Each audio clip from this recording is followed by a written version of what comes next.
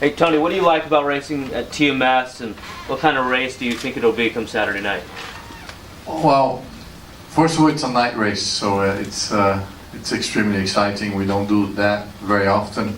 I believe it's only 2 now in the schedule. So, and you know, TMS, it's always an eventful race. You don't know who's going to win. It doesn't matter where you start. It is such a long race, and the way that the layout of the track is with the banking, we have some pretty good battles. So I think last year was an example of that. So I like the challenge. I think you know, especially this year, they changed the regulations a little bit around our cars, which is I think is going to count a lot of the driver, not just the car. So those are the things that definitely I enjoy about Texas, the Texas Motor Speedway.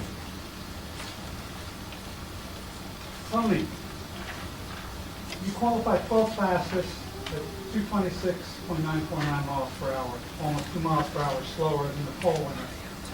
Yet on race day, it took you just 9 laps to get to the front. You were able to run up front at will throughout the race. What changes did you and the team make to the car between qualifying and race day to make it so fast? We actually we didn't. We concentrated the entire month working on the race car and not worrying about qualifying, because that's the goal. The goal is to win a 500-mile race, not a 4-lap race, which was qualifying. And you know, obviously, it's nice to start up front. It's nice to be to have the pole, which I've done it before. But we decided as a team that you know, if I ask here around, I don't think people will remember who started on the pole, but they remember who won the race. So, Tony, being the Indy 500 winner, does that put an extra target on your back for the rest of the season? I'll keep adding that target every year. That's okay. I always had one. So the biggest target was that not winning the 500. So we did that. So we took the monkey out of our backs, and yeah, he does. But I don't mind. I like the pressure. If a person in Brazil, if a little boy in Brazil with passion for racing comes to him and asks what is the attribute to be a hero, to get to the goal, what is it? How he would describe this attribute? I don't think you have an attribute to be a hero. I don't think anybody is entitled that, apart from Superman and Batman and those guys. But I would say, like I said it out there, I believe that if you have a dream and you love what you do, you know, you got to go afterwards. You know, and it might take forever for you to achieve that. But if that's what you believe, you got to do it. And everything that you do it with the heart, it's going to be worth it. And I'm proud to say I don't think because I do what I love, I don't think I ever work a single day in my life. Sully and Jimmy, how important is sponsorship to your team? Good one, Mike.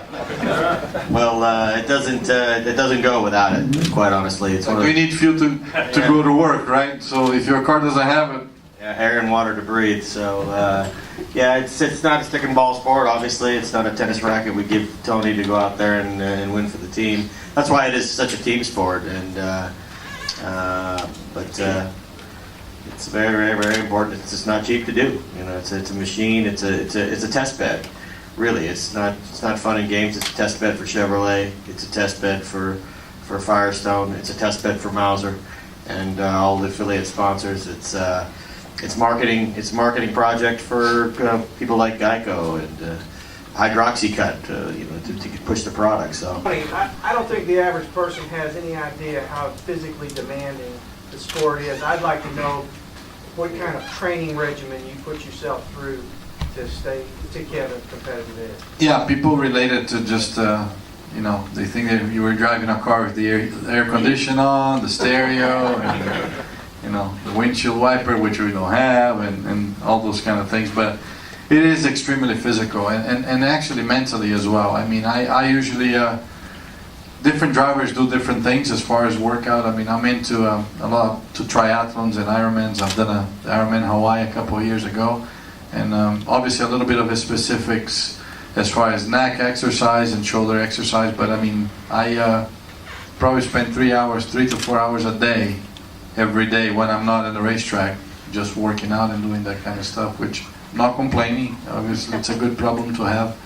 instead to go to the office, I gotta go to the gym. So, you know, those cars are extremely hard to drive. We don't have power steering actually, so the steering is extremely heavy. And we did some research in the past few years, and you know, on average, I can lose 4 to 5 pounds per race.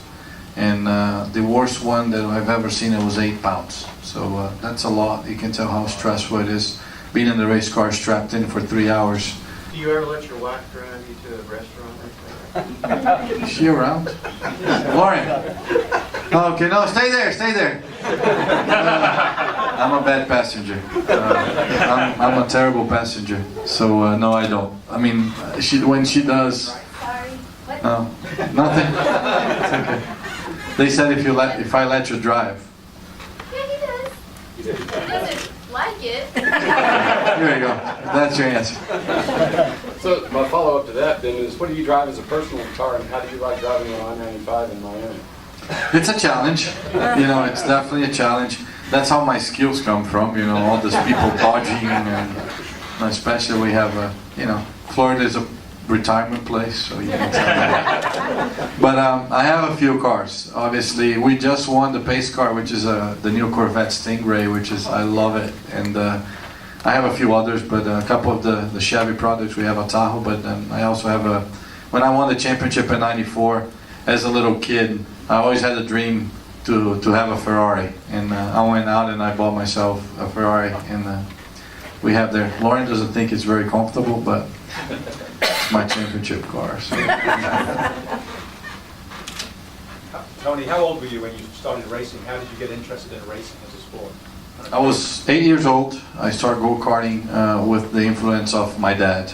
My dad loved racing. He never raced himself, but we used to watch races on TV all the time. And one day, he took me to a go-kart track. He would never, he waited it for me to ask, but I could tell that, you know, something was up. So we went to this go-kart track in Brazil, in São Paulo, and we were watching a race, and I said, "Oh, this is pretty cool." And he says, "Well, do you want one?" I said, "Yes." So literally 15 minutes later, we went to the factory and he bought me one, which now I figure out why, but that's how I started. And I started training with an instructor for a year, and I began racing when I was 9. Tony, at the moment of victory, we spectators, we went crazy because we in Mauser, you know, we were Tony Kanaan and all over Tony Kanaan. What did you feel? What was the rush that went through when you finally said, "My Lord, it's me"?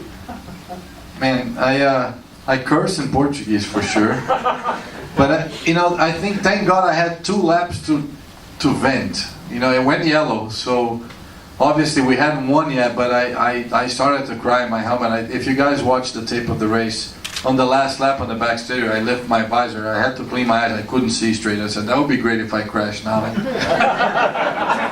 We'll be crying for real, so I better stop. But obviously, you know, I lost my dad when I was 13 years old, and he was the one that got me into racing.